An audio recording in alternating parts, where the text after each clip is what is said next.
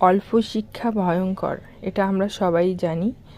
আর অল্প পানির মাছ বেশি লাফায়, এটাও আমরা জানি।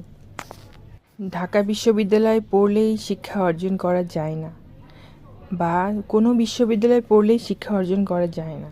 কাউকে ছোট করে কখনো বড় হওয়া যায় না। কাউকে ছোট করলে নিজেকেই ছোট হতে হয় সর্বপ্রথমে। আর রক্তের সম্পর্ক ছিন্ন করলে এটা চূড়ান্ত অপরাধ।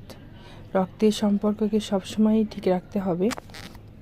শিক্ষার দোহাই দিয়ে নিজেকে অনেক কিছু ভাবার কিছু নাই। আমি কোনো কলেজ থেকে পাশ করেছি, বা কোনো ভার্সিটি থেকে, কোনো বিশ্ববিদ্যালয় থেকে পাশ করেছি এই জন্যই যে আমি অনেক কিছু আপনার আচরণেই আপনার বংশের পরিচয়। আপনি নিজেকে অনেক কিছু ভাববেন না। নিজে অনেক কিছুই পারেননি, আপনি কিছুই করেননি। আপনি বিশ্ববিদ্যালয়ে যখন আপনি পড়েছিলেন তখন এর ভার ব্যয় সমস্ত দিয়েছিল আপনার বাবা মা।